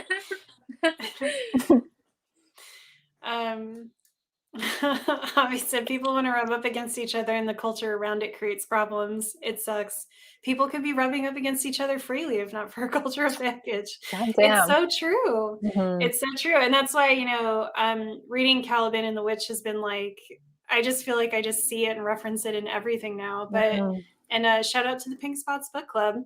But it like talked about that, again, this desire to control and to demonize almost like sexuality and love and procreation is just, it's really shitty. And there was a time in human history that we could just rub up against each other and have fun and be fine, and it is really sad that we've lost that so thoroughly. Well, kids, we're at an hour and a half. How are we feeling? Have we said all we came to say? I think I've said what I came to say. How about you guys? Yeah, I definitely have. I just wanted to say one extra thing, which I was just thinking about the fact that I think there's also such a weird thing where we always have like a bucket list around sex of like, I want to have had a threesome, I want to have had an orgy, I want to have had, I don't know, I've heard of people talk about like having sex on every continent or with every, on every European country, or like, I don't know, like it's I want to really... join the Mile High Club. Yeah. And I just think that again, it's definitely late stage capitalism and commodification, and like trying every product before settling for the best one, or like, I don't know, it just feels really, really strange. But that also just seems like trophies. Like that also just seems like I'm just collecting trophies that I can put on my wall and be like, I did this and this and this, and that makes me a cool person, Yeah, when it's like, okay. I'm glad you brought that up, because I had meant to bring up earlier that is one of my concerns with hookup culture, and that the apps, especially like Grindr or Tinder, that tend to be used for literally like, I swiped on your picture, like, let's fuck, like come over and like, we're gonna fuck. I don't want to put any judgment on like having sex that casually or quickly. I don't think it necessarily has to inherently be a problem, but I do think that there are some interesting conversations around consent to be had in these situations, especially when there's power dynamics at play, because hooking up, I guess what I'm trying to say is like, I think sex and pleasure and, hooking up can happen spontaneously and quickly, but I think using an app where you're not in person and you're not experiencing like, oh, we have amazing chemistry and that's why we're choosing to do this thing together, but more like we've like ordered each other, right? Like we've like placed an order for each other, and now you're gonna come over, and now we've already consented to sex. And I feel like in that conversation, you're probably not talking a lot about like boundaries you might have or things that are off the table, or whatever. So I think that's something to really think about. And Kathrin, you reminded me of that when you were saying that, like having all these sexual to-do items or goals that you have, I think kind of feeds into that as well. Like, I would love to have a threesome or a foursome, but to try to like make that happen means that I'm not allowing for it to happen naturally with people. It's like I'm almost forcing myself as well as other people into that situation, without being able to be organically in it and feeling like, is this a thing that's happening because we all just want it to happen and those vibes are here? Or is it happening because I have it in my head that this would be a good story to tell and I just want to like challenge myself to do it, And for me, as like a demisexual, like that was part of my sexual journey, was to realize that in a lot of cases, it was me like doing things for a story or doing things to be like, I'm the kind of person who would do this thing, Mm. rather than actually it coming organically out of like the situation that I was in. Mm-hmm. And I think that's really important for everyone to think about, because again, I think men actually do that quite a bit. I think men do a lot of things for the story, and I wonder how many of them are unpacking, like, was that even good for me? Did I even actually enjoy that? Like, how do I feel about how I behaved? How do I feel about how I left that person? You know, I think, just really trying to dismantle like sex as a goal, I think would be really important. I think like it is always a thing that should happen because there's the chemistry there and the desires there and the communications there. And the consent is there. And the consent is there. Yeah. And I think it's really hard for people, especially a lot of men, to wrap their heads around the fact that like I can't actually really consent to something before it's happening. You know, like I can't really consent to having sex with you. Like, what does that mean though? What am I consenting to? You know? Yes. And I think there's this idea that like you consent and then you do it, but it's like there's so many minute phases of consent that happen even within an encounter, that this idea that like it's on and it's just going to happen.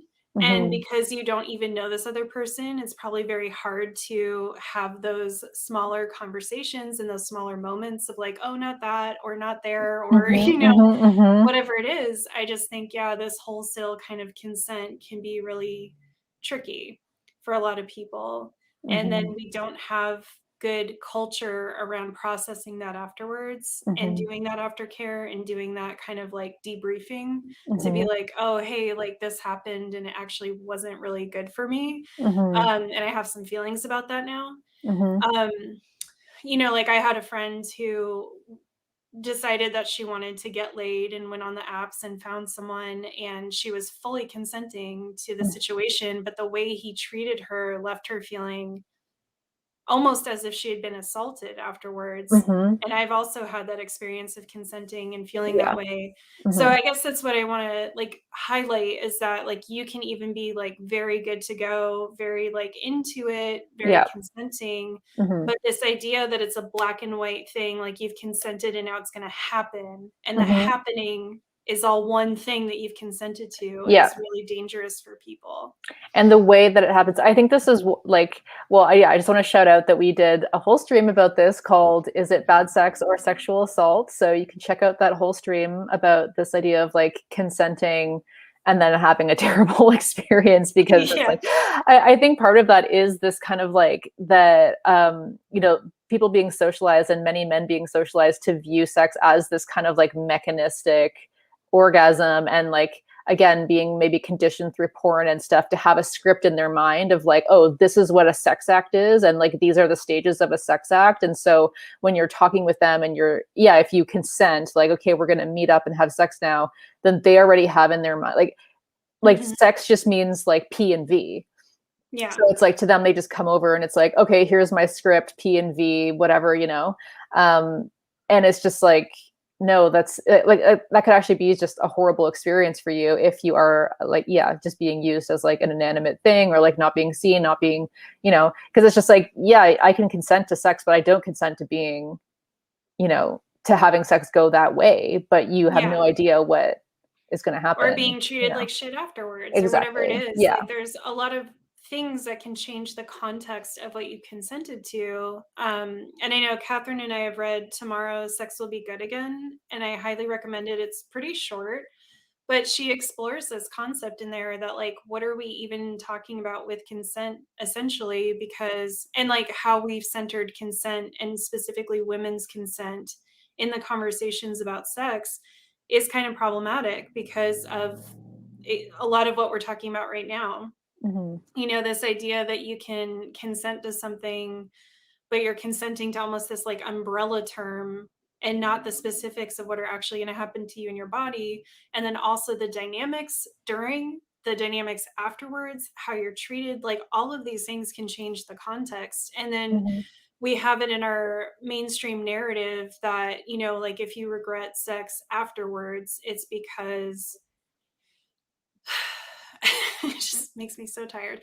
It's Yeah. because you're a clingy, crazy girl, or because Yeah. you're you caught feelings and you weren't supposed to, and that was clearly communicated. And I think for people of any gender, this can happen. Like, yeah, you caught Or feelings and like that wasn't the structure, or yeah. like you're being a little slut and you should regret it, and like it's catching up to you, right? Like, or it's framed you as feel bad like because sex should make you're you feel doing bad. this because you want to like hurt the man. Like a lot of times it's Yeah. like, oh, women just do that after the fact to say that we raped them when we didn't rape them, you know?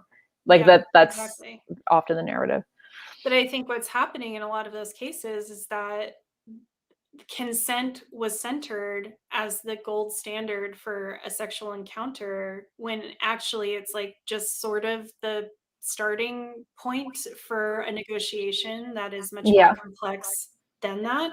Mhm. And that should always include like communication during, but also after. And Mhm. I feel like with hookup culture, that's what you're trying to avoid, is that after communication, so Yeah. that you can behave in whatever way and then you can run away. And then if the other person has anything to say about your encounter, you can write them off as being Mhm. clingy or crazy or whatever, and not have Mhm. to reckon with how you may have violated them in some way, Yeah. maybe not in a legal sense. And that's the Mhm. problem too, Mhm. is like all of this is under like a very carceral Mhm. structure, but in a interpersonal sense, you know, that there is something that transgressed that was not okay for the other person. And Mhm. this is a big way that people just can avoid accountability for those things.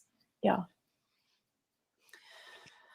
Yes, Yeah, Paul that said was. consent is required but not sufficient. And exactly, it's just part of it, you know, it's not the whole thing. Mhm. Yeah, that was all so brilliantly said. And I think I'm so glad you brought up the carceral mentality, because I think it's so true. It's kind of this idea that, okay, if I didn't do anything wrong in a legal sense, then everything was fine here, or like I've done my bit and that's enough. But yeah, you're so right. There is so much more around it than just avoiding the assault, or just avoiding like any like violence that is like recognized. And I think again that's relates to the denigration of like emotional harm that we have in our culture, and like emotional harm and harm to our like any of our bodily sensations is kind of not seen as like a big deal because they're so denigrated. And when actually those things can be some of the most harmful things of all. It's like, for me, in my experiences, I felt more longer term impact from the emotional violence than I have from violence that would be more legally recognized as harmful. And obviously that depends on the person, what is more impactful, but for me that has been so much more of a violation, and like has had so much more psychological impacts long term. And it is really frustrating when you're constantly gaslit, oh, but like I was respectful, I did what you wanted sexually, or I didn't like sexually assault you, and you're trying to explain that no, like there's so much more to this interaction than this. And also, just to your point about the like for the story thing, I just related so much to that, because I really do think that for me, so much of my interactions with men was for the story. Like, oh, what would be more interesting when I look back on my deathbed and I think, oh, I had fun, or I did these crazy wild things. But like and also I think for me a lot of it, I think, is also about the story, as even the story of harm became like a way to have a story, because I think a lot of my relationships with other women are centered around conversations about men, conversations about the harm that we have endured as a result of men. And I love that, those connections, because it is a way for us to bond really emotionally and connect really deeply.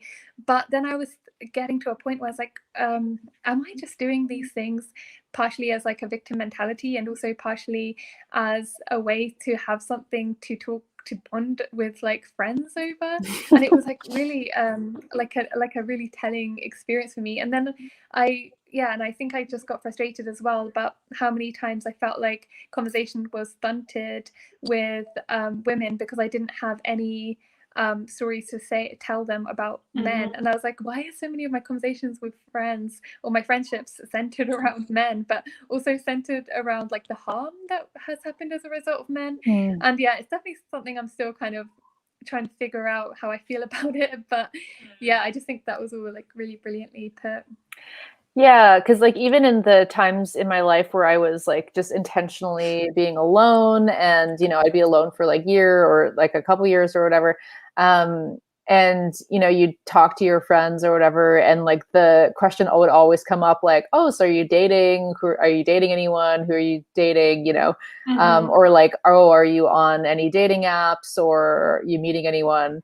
And I always felt kind of like embarrassed to be like, no, nothing, no, I'm just not doing that. I'm not, that's not what I'm doing right now. It felt really like embarrassing to be like, oh, okay, well, I guess that's boring, but I'm like, no, I have so many other things I can talk about and so many things that I'm doing and excited about and interested in. But yeah, there's like so much, expectation that for like the last like 4 years. Yeah.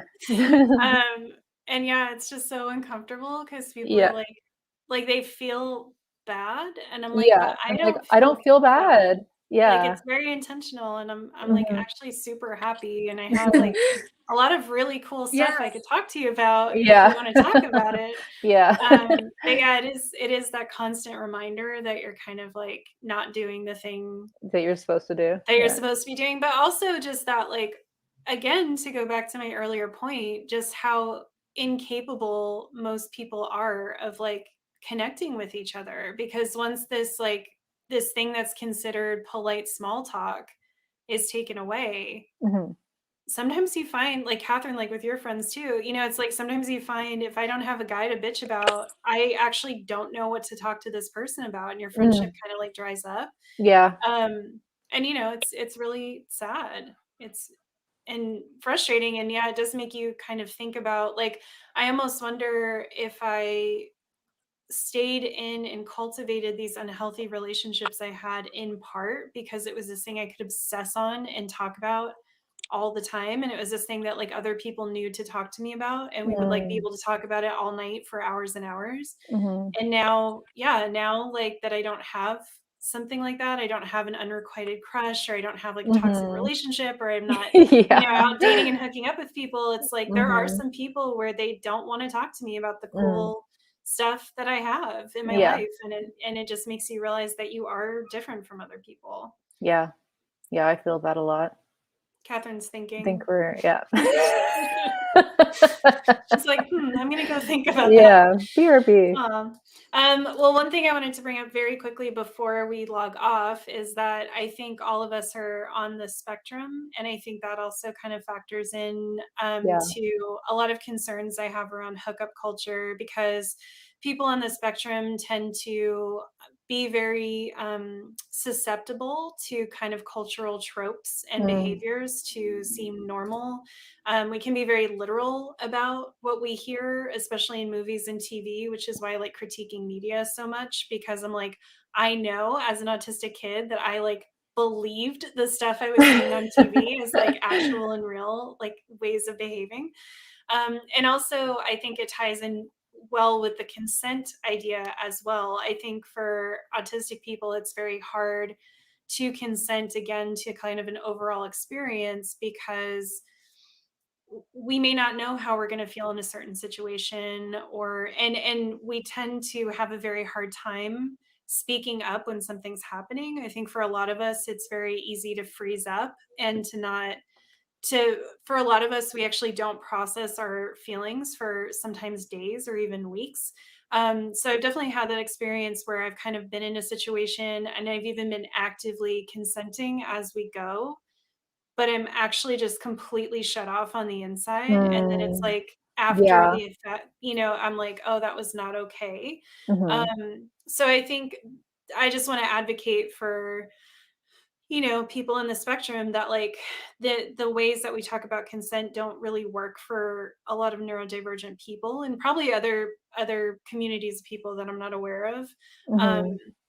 and we tend to be very trusting and very kind of naive in a lot of ways. So if someone tells us that we're going to do something a certain way. Like we may just believe that and then just be totally shocked when things are happening in a different way. So I think, you know, just for my other neurodivergent babes out there, my other neuroatypicals, you know, I think we have probably a lot of trauma from hookup culture that we have a really hard time articulating because it's very confusing to us, like why we even feel so bad. Mm-hmm. Yeah, I've definitely had that as well, where like you're in the moment and you're just consenting because you're like, oh, well, I guess that's what happens now. And like, I guess I'm in this social situation and I'm getting cues from this other person about like how I'm acting and how they want me to act. And you know what I mean? So yeah, it's like the whole joke about like Netflix and chill and how like even when I was younger, it was like, oh yeah, like when someone will ask you to watch a movie, like everyone knows what that means. And I was one of the people where I'm like, oh, I thought we were watching a movie. Yeah. You know, like I consented to come over because I'm like actually really excited to see this movie and I want to watch this movie. And then realizing like, oh, this is a hookup situation. Like, I just, there's a lot of ways that the jokes and the things that people think are that everyone knows, and it's like wink wink, we both know what we're talking about. It's like for a lot of autistic people we actually don't, and we were probably actually really excited to do the other thing. I remember going to see a Star Wars when they like re-released the original trilogy in theaters. I went to see one of them with a guy I was like dating, and he was just trying to make out with me and grope me the whole time, and I was like, I'm here to watch Star Wars. I don't know what you're doing, but you need to stop touching me. I was like so mad. So for a lot of people, we can be very literal, we can be naive, we can consent to things, and then we can consent to things and we don't actually consent, but it's like this thing where you just kind of feel like you say yes and you're like, I don't even know what I'm saying right now.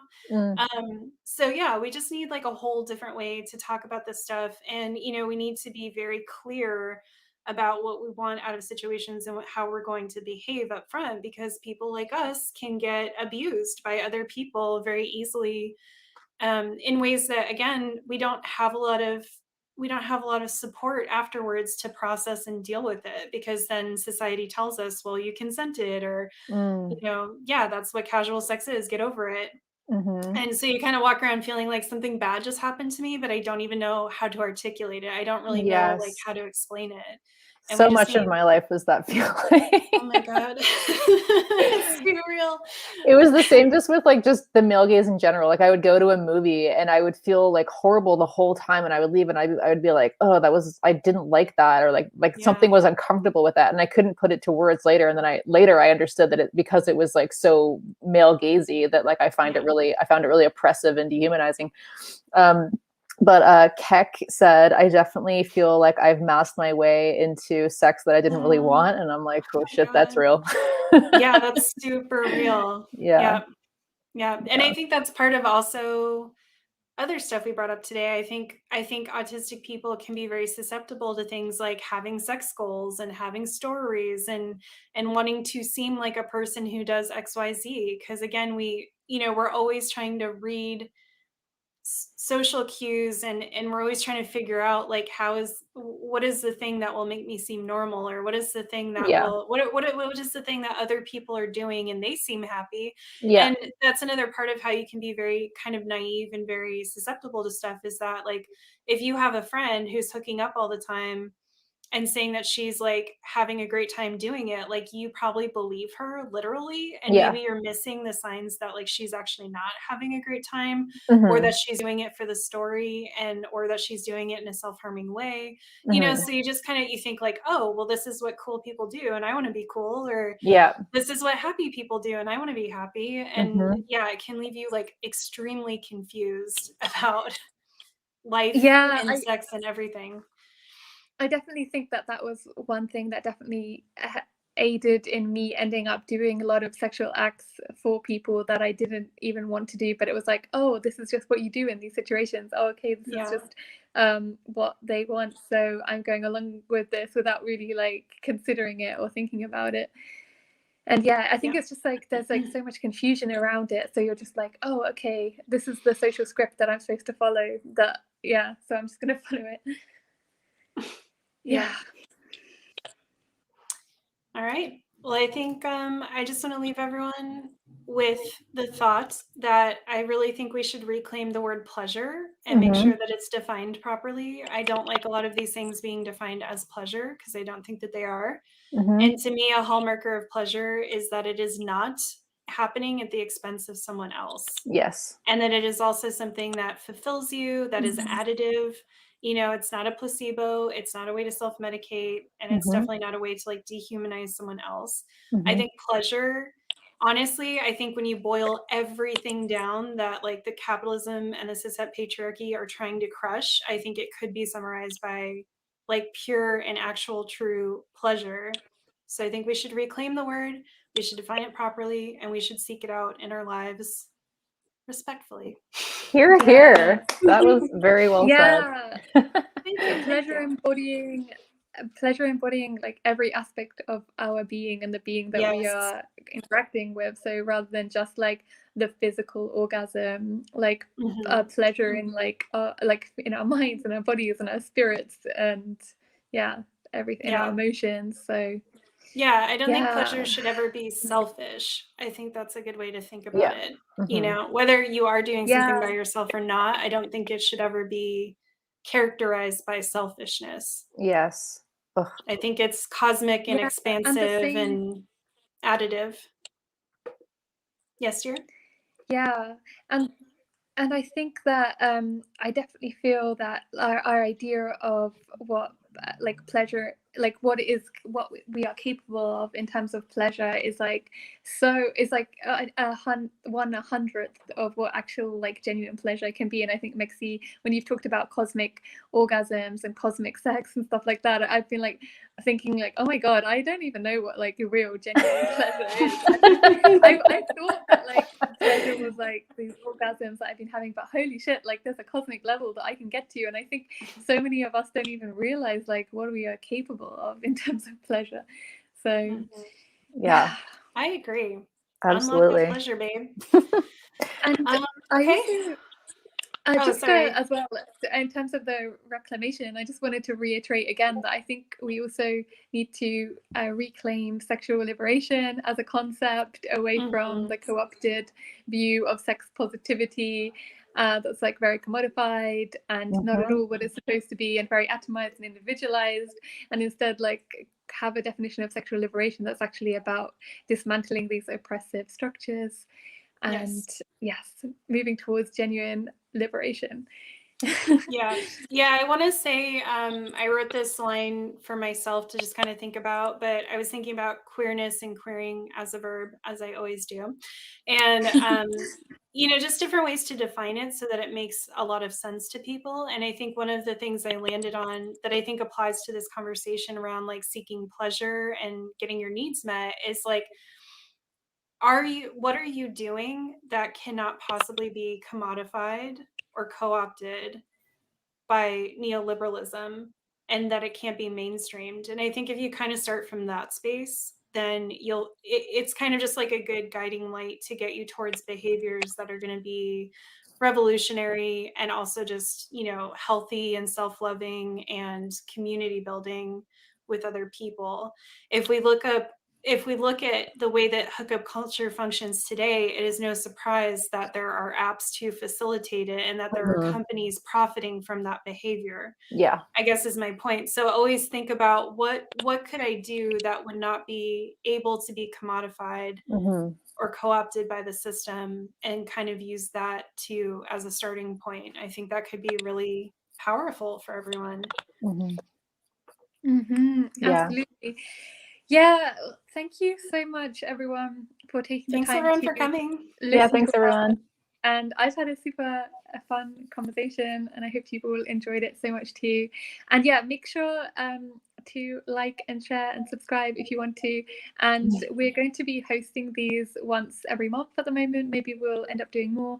But yeah, as we're starting out, it would be really help us out if you could share and put on the notifications as well, because probably YouTube won't show it to you. Yeah, YouTube is not going to like this channel, so whatever you can do to help us will be much appreciated. Yeah, and I don't think we know what we're talking about next time yet, or we don't have a schedule yet, but we'll be around in about a month. Yeah, we have so many ideas. So yes, we'll definitely let you know, and make sure to also check out Pink Spots and Mexie's channel, Kathrin, which we will link in the description box at some point. And yeah, thanks everyone. Thanks everyone. Bye.